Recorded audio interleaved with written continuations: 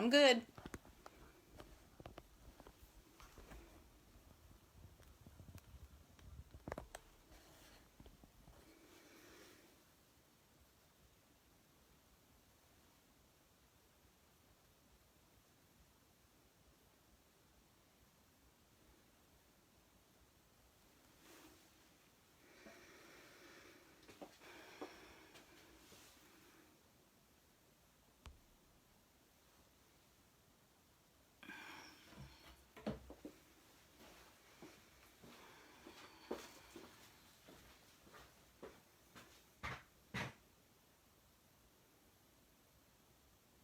There we go.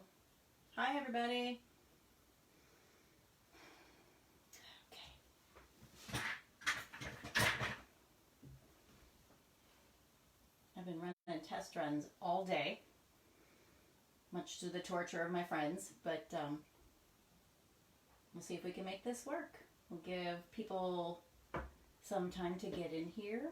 I'll see if I can get my iPad to cooperate. It might. It might not.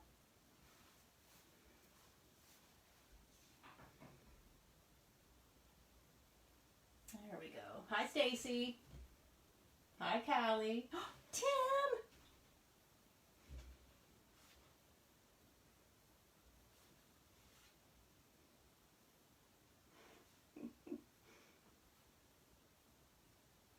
So because school is closed and I'm teaching online art classes, I've had all day to stress about this.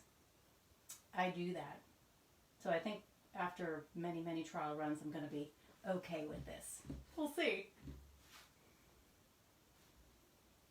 Hi, Becky.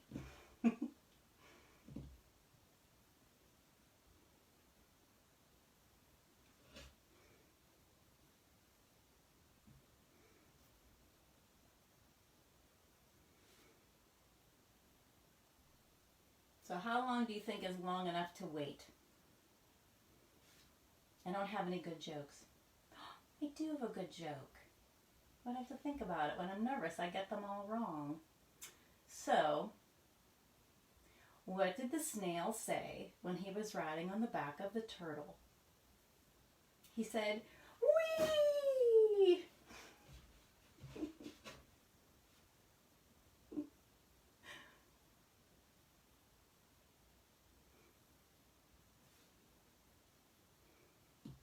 You're welcome, Stacy. I will be making all my students watch this next week once it goes up on YouTube.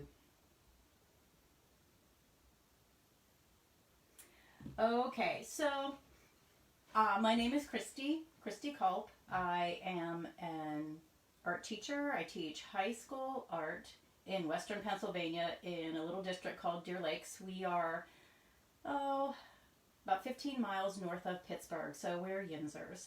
I'm also a potter. I have a studio in my house, and when I'm not teaching, I spend most of my time here in my studio, which you can kind of see behind me. I work in low-fire clay. I have 2 electric kilns out back. I call them 3-season kilns because I have to wait till it gets above freezing to fire them in the winter.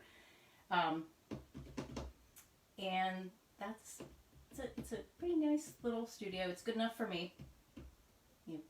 I'm not sure that I want another person in here with me, but I would make room for the right person. Okay, let's see. Hi, everybody. All right, well, let's talk about clay. So I use Standards 103 earthenware. It is the one that doesn't have grog, and it's a nice terracotta color. And I use it mostly because it's convenient. There in Pittsburgh, it's very, very close to use, and I've gotten used to using it. I like it a lot. I used to use the 104 with the grog in it. Really hard to do Sgraffito with little chunks of rock coming out every time you try and make a really nice line. So I switched to the 103 that doesn't have any grog, and it's kind of sweet. I like it. It's a good clay. I coat it with a white low-fire slip. It is the slip that Ben Carter has in his book. It's Pete's White Slip. It fires, I even wrote down, 04 to 1.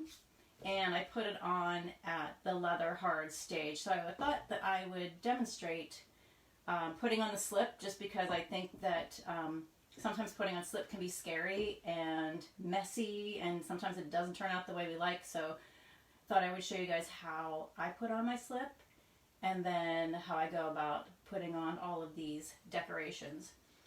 The decorations that you see here are underglaze on top of the white slip, and I'm carving through them. And there's a clear glaze, but there's also, it's an Amico, I think it's LG10 is their clear, LG11 is white, LG1 is black. I always get them mixed up.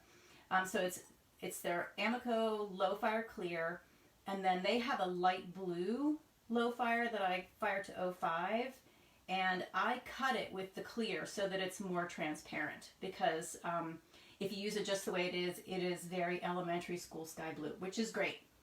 It is, but I really would like it to be more transparent. So I cut it about 3:1 to get that transparent effect.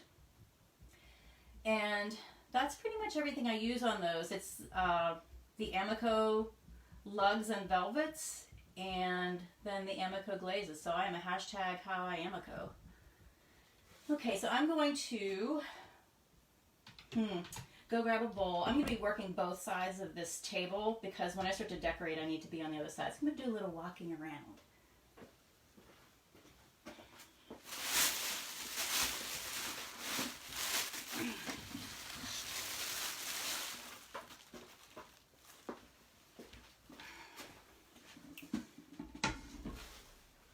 I posted a video of me trimming this bowl, I think it was this morning, just so you could kind of see what that is like. This is about I started with 5 pounds of clay, and I think that I trimmed off about 1.5 pounds. I have to throw with my clay really, really soft. I have shoulder issues, which comes from trying to prove myself by throwing big pots with hard clay. I also fell. Lots of physical therapy, so kudos to insurance and really good physical therapists. I found a really good physical therapist, and he's great.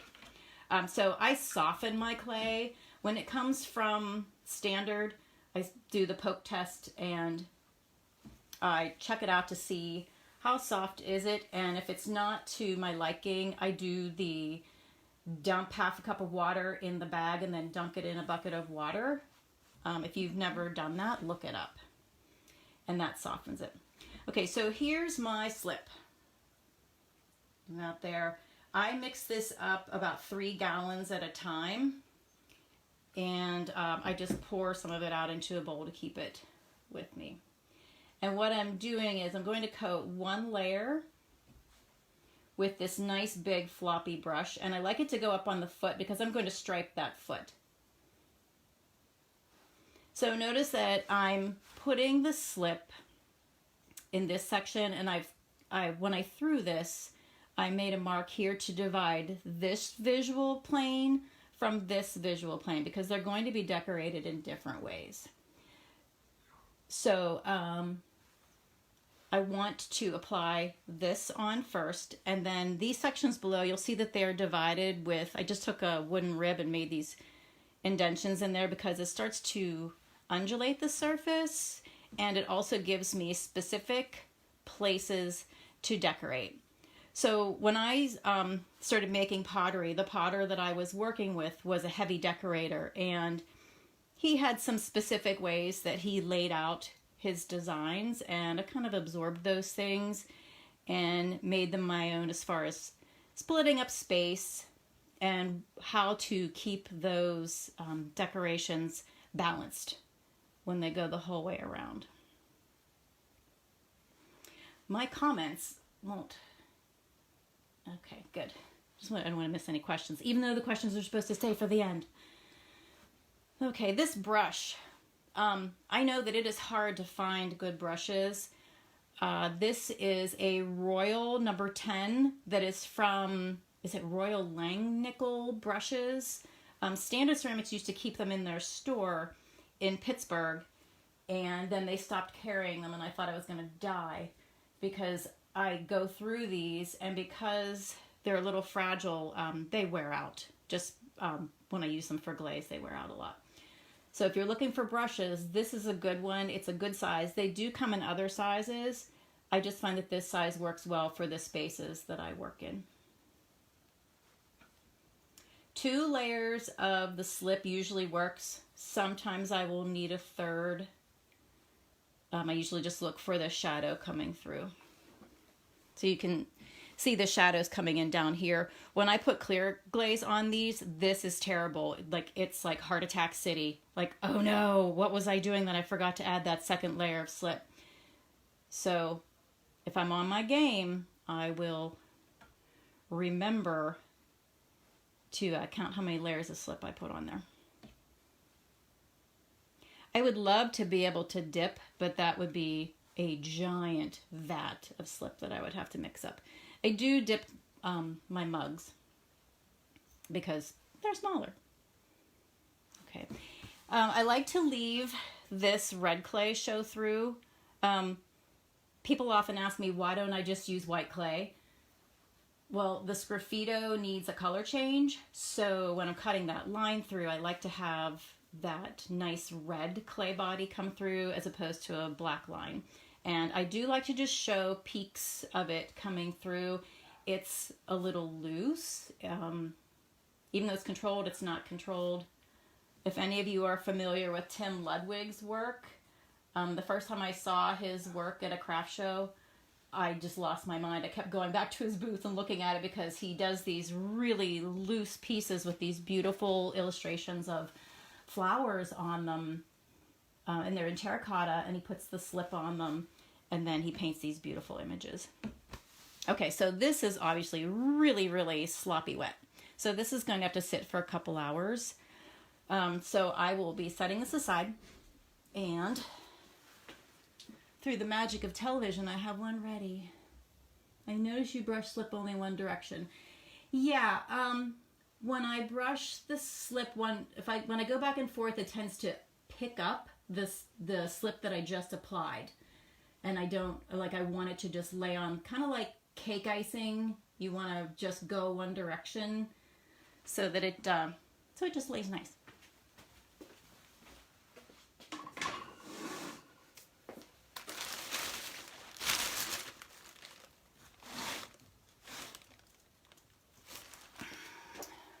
So here's one that's finished, and am I still recording? Okay, there we go. My screen looks weird. You'll see that my bowl flares out, so it makes it difficult to kind of decorate because I have to lean my hand back. So I'm going to be turning this over.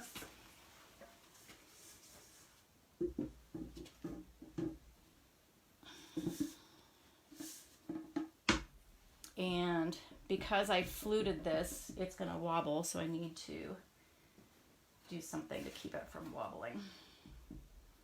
Something underneath there. There we go. Okay, get rid of the slip.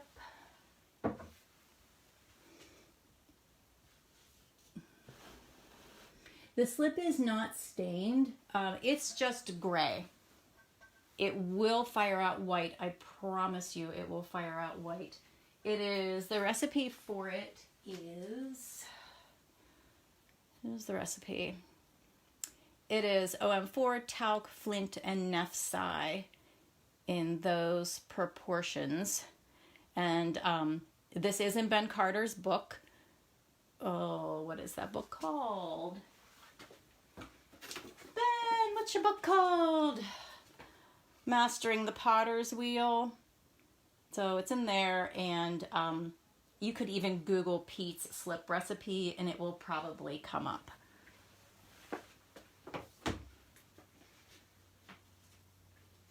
Okay, I took a workshop with Ben at Penland a couple years ago and really liked the slip. It works well, fires out the way I would like it to, so it's good.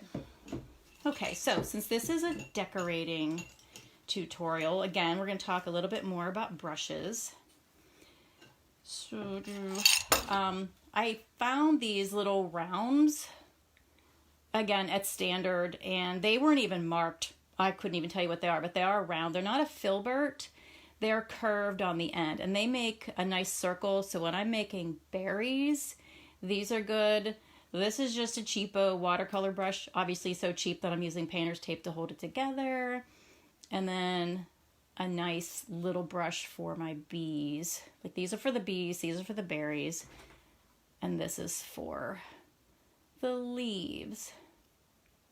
All right, so I start with my purple for my berries, and what I like to do is just lay those out first, and through lots and lots of trial and error and making awkward pots and awkward designs, I'm getting a little bit better about where I put things.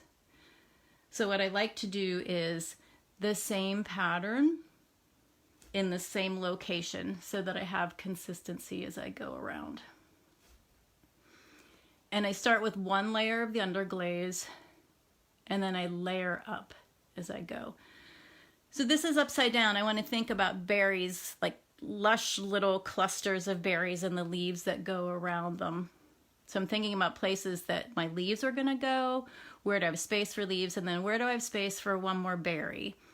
So I think what I'll do is I will put a berry here on this one, and a berry low on this one, and a berry high on that one, and a berry low on that one.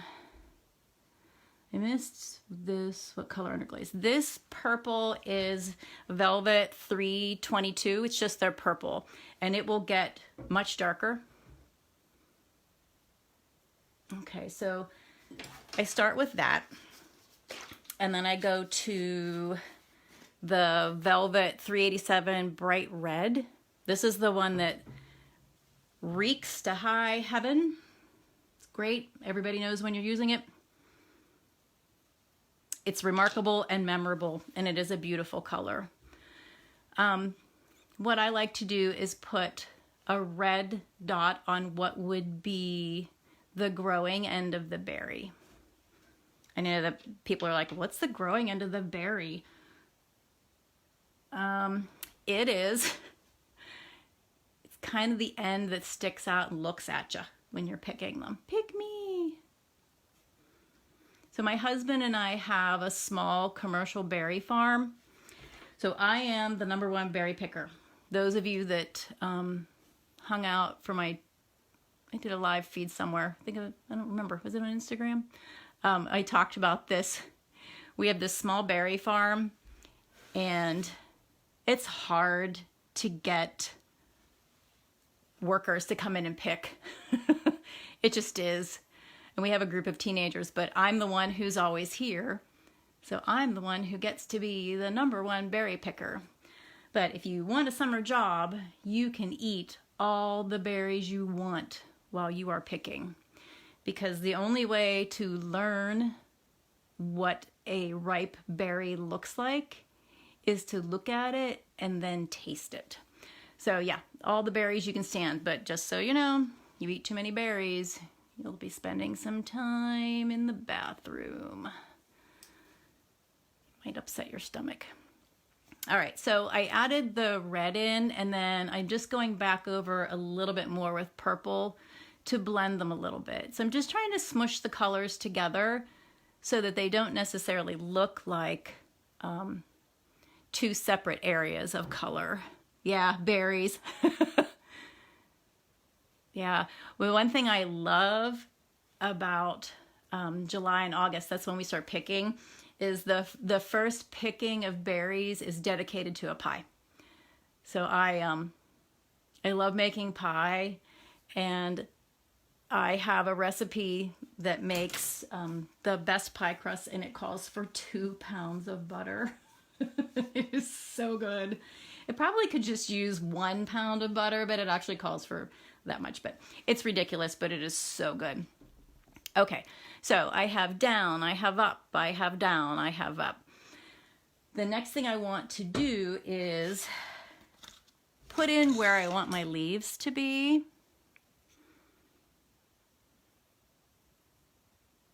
And just to kind of mark them. And this is V353 dark green. And same thing, I will put down base, so I know where my leaves are. And then I'll go back over them and put the veining, whatever that's called, on there. So it doesn't have to be too heavy. All right, so berries, they grow in clusters, and I don't necessarily paint them on the way that they grow. But the leaf patterns, they tend to grow in threes.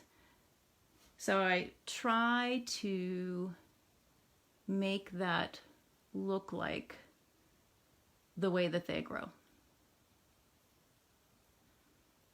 And I will end up covering up some of that red, but that's okay. Oh, pick your own strawberries. Hi, Stacy. People have often asked me to put strawberries on pots, and I don't know why. I just, I love strawberries, but they just, visually, they're just not my thing. I can't do it. Just like people ask me to do apples. I'm like, no apples. just, I can't do it. I've done cherries, which some of you know my cherry work. And I used to do pears, and I love the pears. But I think because, I don't know, apples are just kind of round and, I don't know, a little boring. Even though I love a Honeycrisp apple, they're my favorite. I will pay whatever you ask. I will pay for a Honeycrisp apple.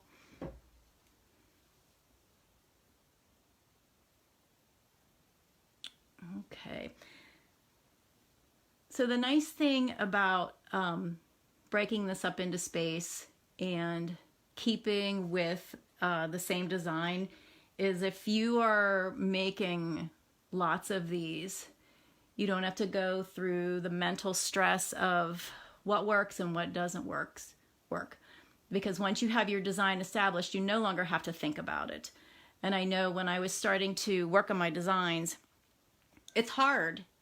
It's just really hard to find that inspiration and take that risk and put that first brush stroke down. And then if you don't like it, you're like, what do I do now? Well, you're stuck with it. You know, you just are. And I've got lots of pots that are just a little bit awkward, you know, just what is. It's the learning curve. And when we get to bees, I found some of the little test cups that I was making when I was first deciding if I wanted to put bees on them. And you can see the progression of bees that are just really kind of scary looking to bees that are sort of cute and weird. And then they became cute. Oh, thank God they became cute because they were just exhausting. Okay.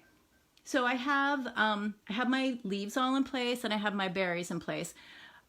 What I'm going to do next is put the veining on the leaves, and I will probably end up going over top of the berries.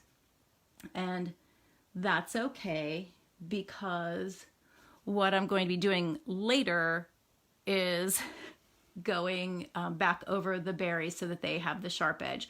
And also deciding which berries are on top of the leaves and which berries are behind the leaves, because I do like to show a little bit of depth, a little bit of peekaboo and things like that. Renee, you cracked me up. Ate dinner? Yep. From your bowl? That's awesome. Okay, so I'm putting a heavier layer of the green on because what I'm going to do is just dip my brush straight in the black. And this is my fancy mixing dish. My fancy mixing dish was an olive tapenade from Aldi. The lids are great. Okay, so what I'm going to do is I just take that black and start to blend it in.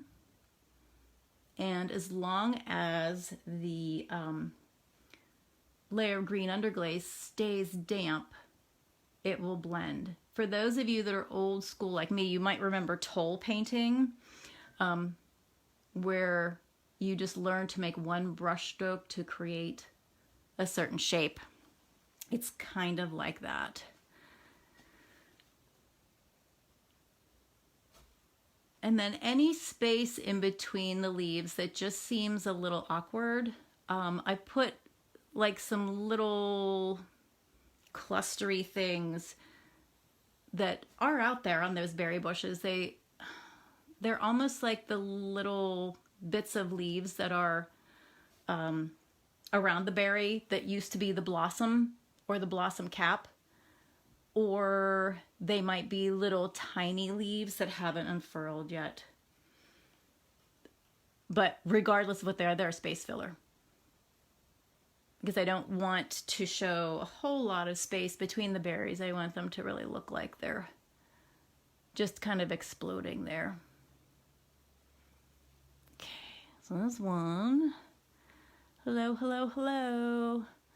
So I will go around and do all these.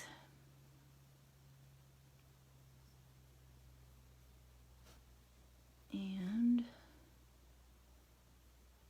usually I have on some kind of podcast, some kind of music. Usually when school's in, I have music on in my classroom all day, which is great because then I don't have to hear necessarily all the conversations from teenagers that I don't want to hear.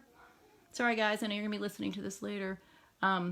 So when I get home, I need something to feed my brain.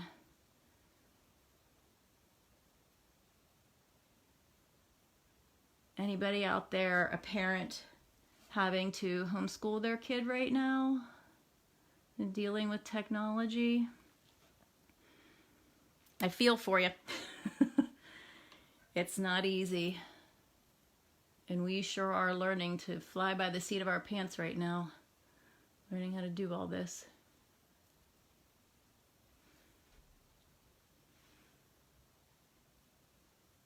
Okay, one more set of leaves and then we'll go around and do the berries.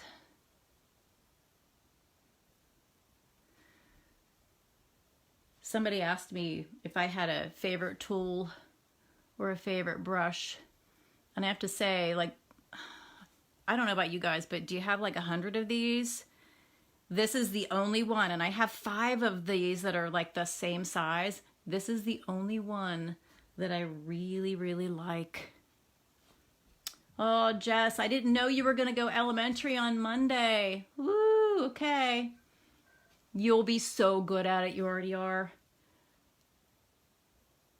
You have to let me into your classroom. Are you on Google? Okay. Yeah, white slip and underglaze. Okay, last one, guys.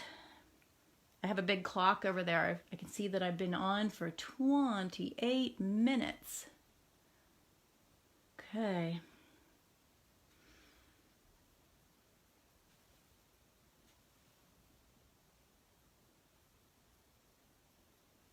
So Stacy, is there anybody on after me? Do I have to be done in an hour? Because, you know, I can go longer.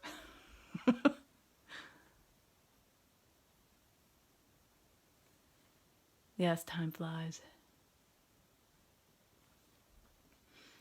All right, sometimes I get too heavy-handed with the black. You just kind of have to fuss around and go back over. And it's not that critical because I'm going to be redefining all of these leaves with the Sgraffito lines, and they tend to take up a lot of attention. Oh, I see somebody from Tennessee. Hello from Tennessee. Hi, Mary Jane.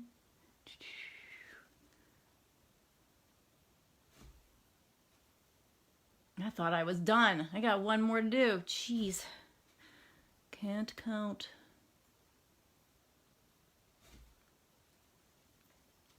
Sometimes my underglaze gets a little dry. I was force drying these things today because they were really, really wet. And I was like, oh, I need to be able to carve them. So I had them on top of my space heater. I had them sitting on top of my dehumidifier. It was sunny for 25 whole minutes. I took them outside. They were everywhere today. And it all came together. All good.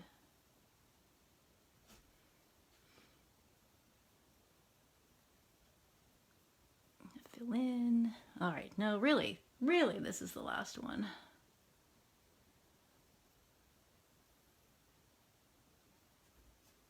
We might be able to carve on this one. I painted a whole platter so that it would be ready to carve, but I think that this bowl, we might be able to carve a little bit on it. We might be able to carve all of it.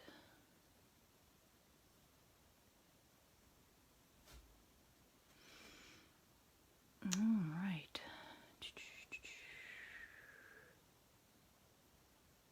We have to have a break in between. Okay. Just gotta read those comments. Okay. Somebody can let me know once we get closer to that time if I can just keep on talking. Very rarely do I lecture to my high school kids because I'm just a big fan of demo and go. Like, here's how you do it. Here's the material, go. But the few times that I really have something awesome that I have all planned out and I want to talk to them about it, it's the funniest thing when all of a sudden the bell rings. I'm like, no, you're not allowed to leave. I'm not done yet. But there you go. And it's okay.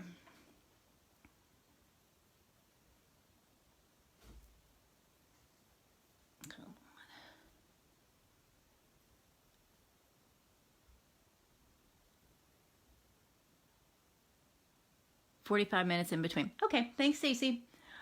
I will keep it according to your instructions. We'll be good. Okay, so there we got those. So those are all done. I'll move the green.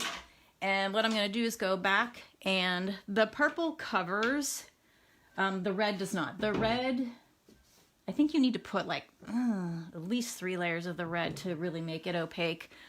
So if I want to cover anything, like I need to cover this, I actually have to go back over it so that that leaf doesn't show through. And then I'll go back and do this. A little bit more blending. And really all I'm doing here is I'm looking to see where I may have painted over the edge of a berry that I don't like, or I'm just not happy with how that looks. Not enough variation. Those guys are okay. I think we're okay with these. Okay.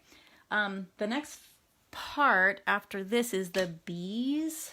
And again, the bees, they're another visual element. So I like to have small, medium, large variety when I'm laying out the visual elements on my design. So if you look at the whole unit itself, big.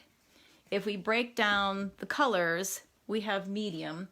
And then when you sprinkle, and I call sprinkle the bees in, then you get this nice variety of little tiny shapes that just bounce your eyes all over the place. So here, the color I use for my bees is Steeler Yellow. That's otherwise known as Deep Yellow, but it's Steeler Gold. And just black. This one just happens to be the liquid underglaze and not the velvet. I switch back and forth between both, whichever one's closest to the end of the shelf. So let's talk about those bees. Here's one of the first bees that I did. I was pulling up pictures of bees, trying to figure out like their little bodies and the complications of their wings and all their arms and legs and their eyes and their heads. And there's a lot going on there, and they're beautiful and they're intricate and they're lovely, but they take forever. Because I'm really doing like these intricate little tiny drawings for each one. So I just thought I really need to simplify this or I'm going to lose my mind. I mean, I like to obsess over details to a certain point, and this was the point that I just wasn't happy with. So one of the next variations of that was this, and also this one. Oops, sorry, bumped the camera. So this was before I put the black on, or I was either just playing with, why put the black on, just let the red clay show through.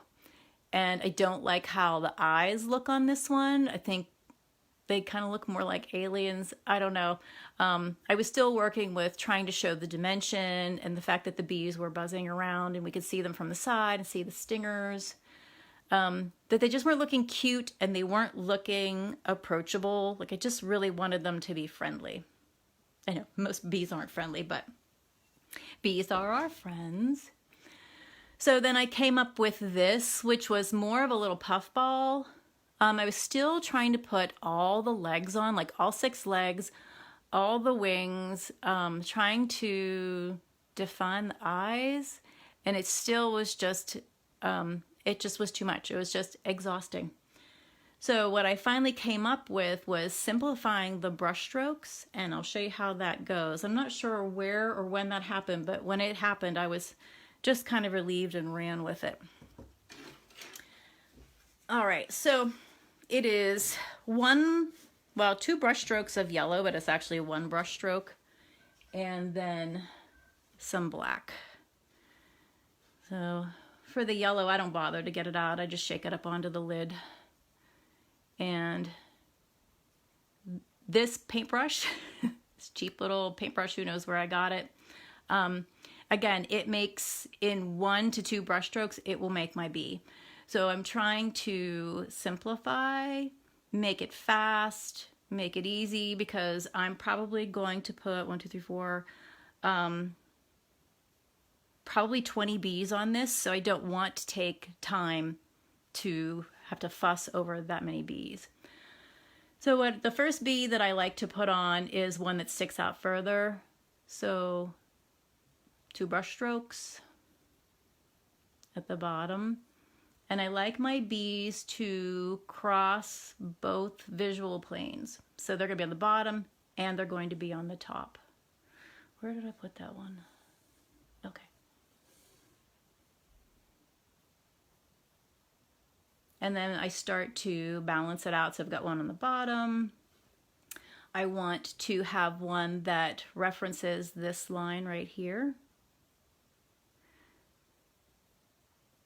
And I will do this guy at an angle, this guy straight, and this guy at an angle. And then to think about, where do I want one on this side? So this, because this is a V, this is a really good place to put that. So I'm breaking up the space. So this leaf is in there, so this one will go on the top. I spent a lot of time looking at pictures of bees and beehives, trying to find some sense of order as to how those bees like organize themselves in space. They don't just crawl all over each other. And it was a lot of pandemonium, which I know they're all communicating with each other, but I just decided to simplify it. It's my world. Aw, Jess, drinking booze. I'll be joining you. Okay, so I've got 3 on each one. So now I need to make a connector bee that will make that yellow flow through. So in this area, we're going to have a bee. I'm going to have this bee coming this way, over here. And same thing. I just like where those sit.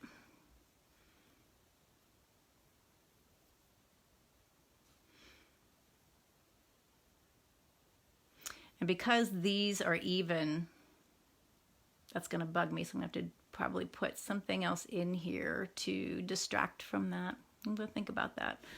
A lot of times when I visually run into a problem like, oh, I don't like this, this is bothering me, I will go away from it and go decorate someplace else and give my brain a second to resolve that or come back to it with a fresh eye. So I'm going to put one here, put one here. And I like to also have some bees going the opposite direction. So I'm going to have this guy going. He's diving down towards the bottom. I guess my goal is to have the bees make you look at everything. They're like the little rhythm staccato rhythm that kind of leads you around and around and around. Oh, what to do about that one bee? Hi, Karen.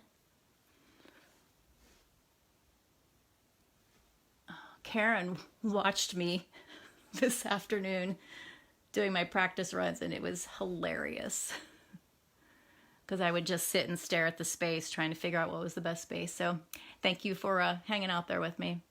I think what I'm going to do is I'm going to put one here. That makes me feel better because it draws attention over to here. Strategy. Okay. So I could just go on and on and on and put like tons more bees on here, but I'm not necessarily sure that I need a ton of bees. I need something else right here, maybe. That. Where's that one? That one. There. Okay. Okay, so each one of these needs to have one more coat of the gold yellow on there. And then I'll go around and put the black on. When I put the black on, I'm just going to do one section of them because I see that I've got 20 minutes left and we didn't even get to Sgraffito yet. So let me do the yellow. And also I'm looking to see where that gray slip is showing through. Like you can see there's a shadow of it coming through the yellow. So that tells me I need another layer. Even though this will fire out white, so it won't look so dark, I still just want to have a nice good layer of yellow on there.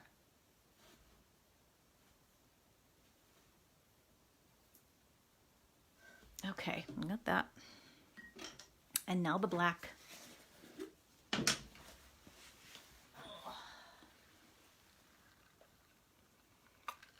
So speaking of Sgraffito work, I got this cup from the SIP show in Savannah, and this is Jamie Adams' work. He is Homeless Astronaut, and check out that Sgraffito work. It is amazing. I just got it in the mail today, so of course I'm going to drink everything from it for the next 5 days.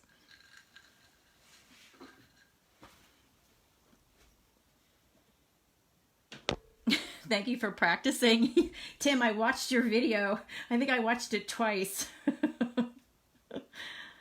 And I did appreciate the paper tube and box, but I had my husband build me a PVC lift. I'll send you the plans for it later. Okay, so little baby brush, black underglaze, and what I do is I have this pattern. You start with the head, you start with his belly, and then you do the butt.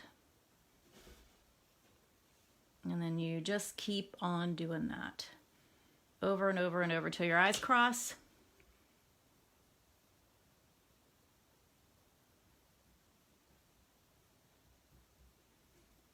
Just like that. And I think it's really fun to do this on time lapse and then watch it. I just think it's hilarious, and I really wish I could work that fast. At least I can impress all the people with my knot speed. Okay.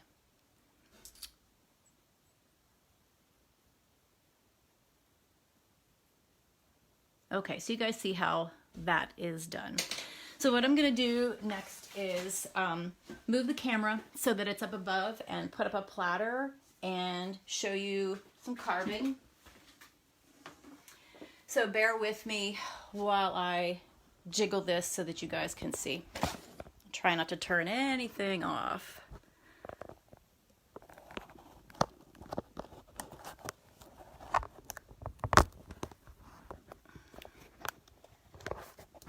Okay. Thanks for being patient.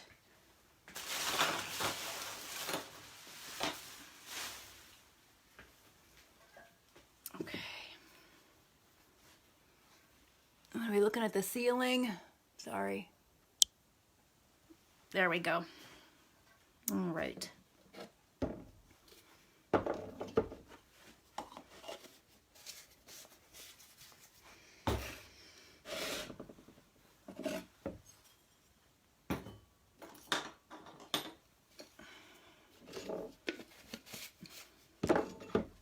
Okay. Some light on there. Wish we could zoom. All right, so the tool that I'm using is one of, oh gosh, what is this? I think it's a Kemper tool that has the little ball on the end. There's a little one and a big one. So what I've done is I've taken the tiniest end one and I've scratched it on sandpaper or on my floor to wear away the rounded part so that I get a point. So let me see, can you guys see that okay? You can zoom by pinching the screen. Okay. But I have my camera.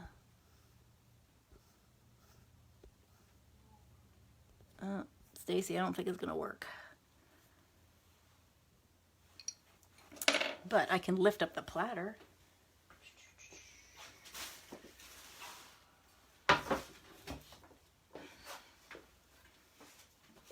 Problem solver. Oh, okay. I guess I did do it. So where am I? Hang in there with me for a minute. I didn't practice this part, Tim. My camera's right here.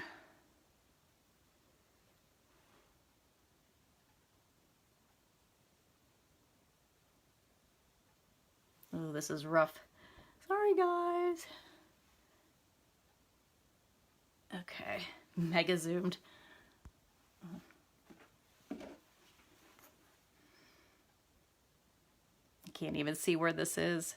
I think it's these guys. 20-second lapse. 20 seconds of death.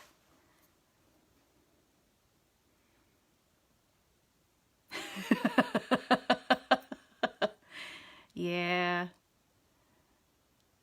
Where is this?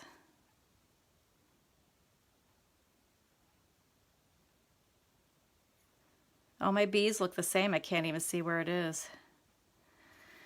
All right.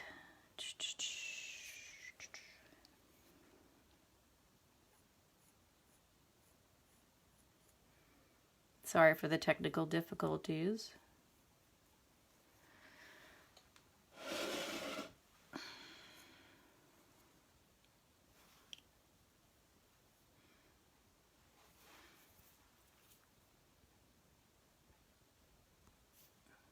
There we go. Okay. I think it's a little better. The big red hand. Okay. So what I'm going to do is take my tool and just start working around shapes. I like to do the outlines and then work my way through the veining.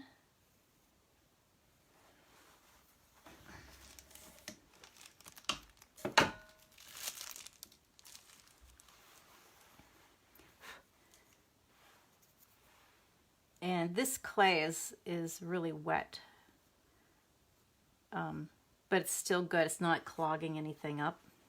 Jeez, didn't practice this part. But what I'll have to do with this later is every once in a while I'll go in and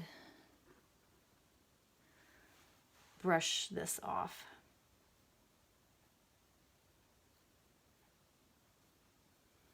So when I start the berries, I always start at the bottom and I create a little flower. And then all of the lines come out from there. So it starts with a little circle and then a flower around it, and then I work my way up the side to the top. And I'm gonna put my mask on. Here it is.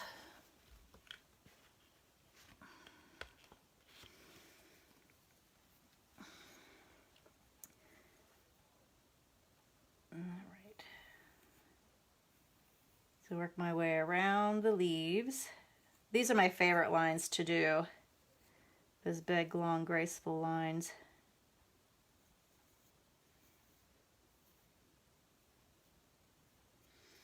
And again, it's kind of like small, medium, and large. So on each leaf, I have these long, graceful lines. You know, they're uninterrupted, they're smooth, and then I have the little curly lines of the berry. So I start with that little flower, and then I work my way around.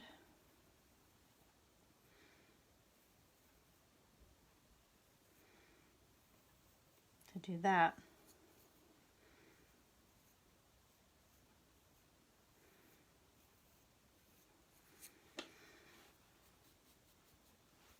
And then the bees, I'll do this guy. I think of the fact that the bees are fuzzy. So I work a little fur around the outside, which is really, really fun. And those are little tiny lines. I put a little outline under the bottom of the head so it makes him look like he's like rounded. Little curly antennas. And I eliminated some of his legs just because the wings were covering them up anyway. And when I put the 6 legs on, it just made me feel like it was a spider and not a cute little bee. So if anybody were to ask me, like, that bee doesn't have 6 legs, I would just say it's behind the wing. You can't really see it. I'm going to go this way. Let's see it. See if I can zoom that.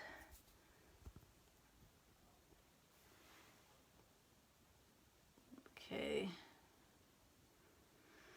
All right, maybe that's a little better. Got 10 minutes to get it right. Okay. So if I can carve this without blocking, let's try it. Okay, so I dropped this one and it actually bent the tip around. It is the funniest thing. It's like the world's smallest crochet hook. All right. Okay, so here. And sometimes I start at the top of the leaf, sometimes I start at the bottom of the leaf. Just depends on how tired my hand is.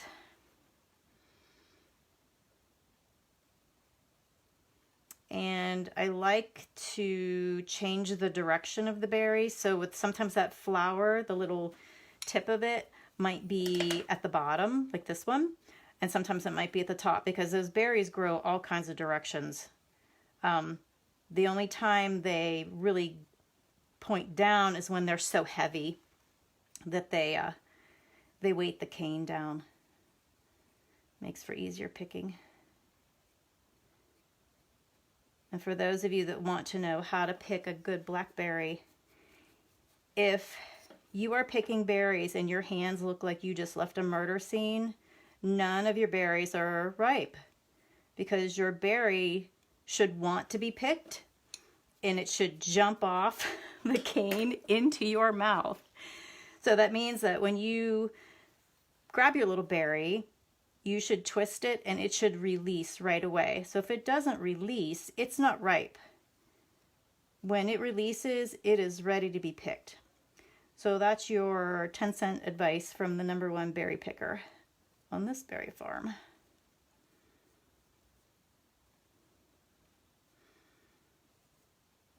And if any of you want a berry picking job this summer, come see me. Blueberries start in June, end of June, 4th of July. Get my 4th of July blueberry pie. Thank you. So any questions? Anything I didn't answer, anything that I was not clear about besides not understanding how my Zoom works?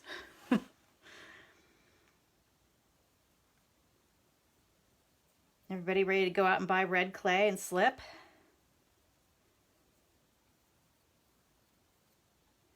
I really like my red clay. It's warm. It's such a great color. Just have always liked it, but mostly I like having the ability to draw lines without drawing lines, like I'm cutting through.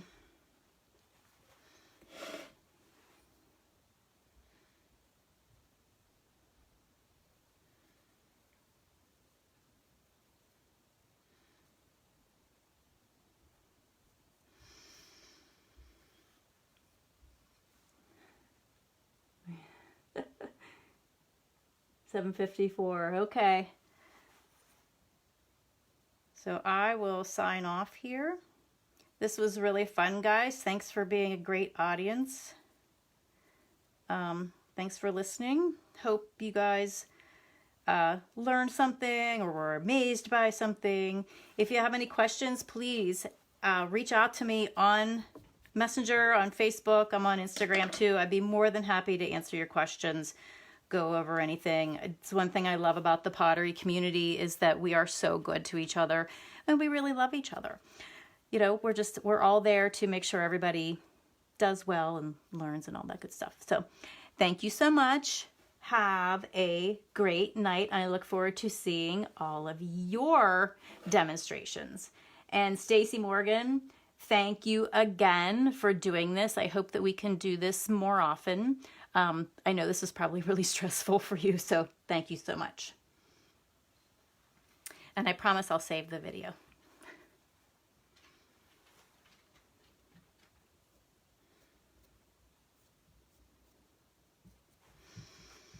Okay, turning it off, I think. Thanks, guys. Oh, okay. Renee, I'll stay on. Somebody give me directions. Yes, I am working on leather hard clay. Bye-bye. Bye-bye.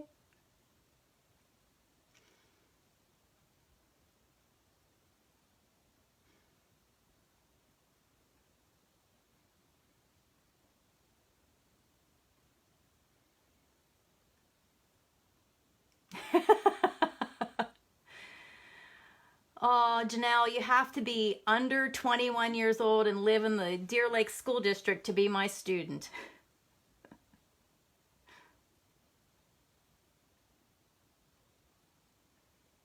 Oh, thanks, Renee.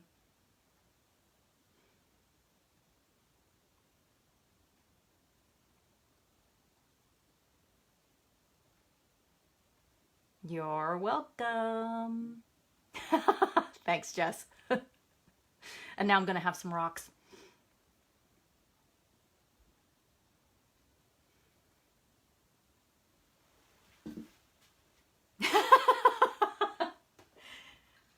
Bee butts forever. Somebody told me to call them honey bumbles.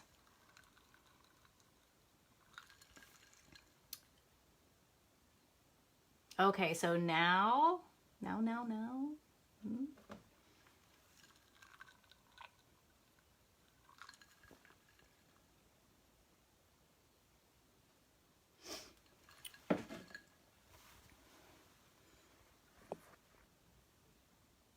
Oh, here's a finished piece. Let me get a plate.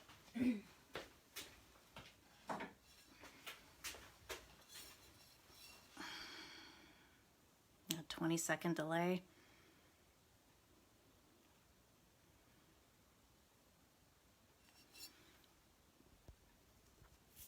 There we go. You see that okay?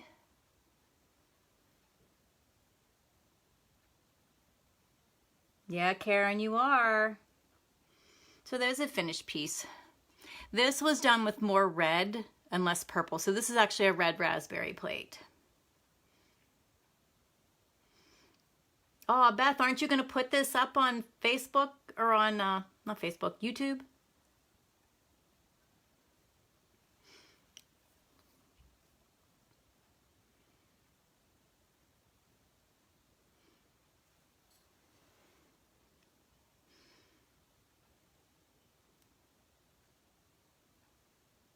Can't you just see like a big fat slice of lemon chiffon cake on this thing?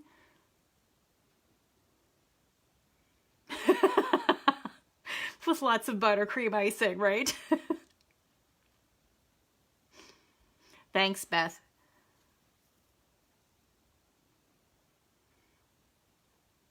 Yeah, cherries and bees. I guess they do kind of look like clouds. And think about that.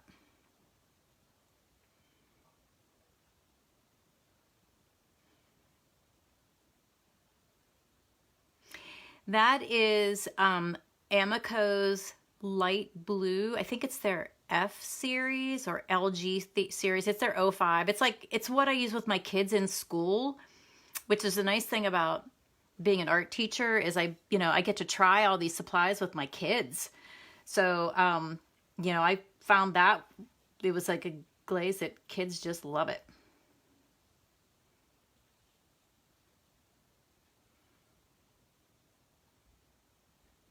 So Stacy, you're saying I don't have to save it, huh? Okay, will you let me know when I can turn it off?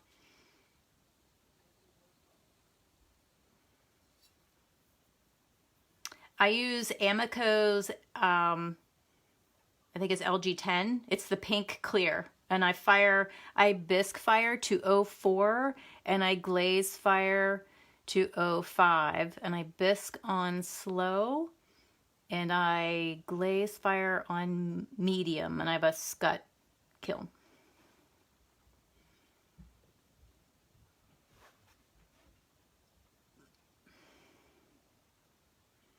Okay, thanks guys.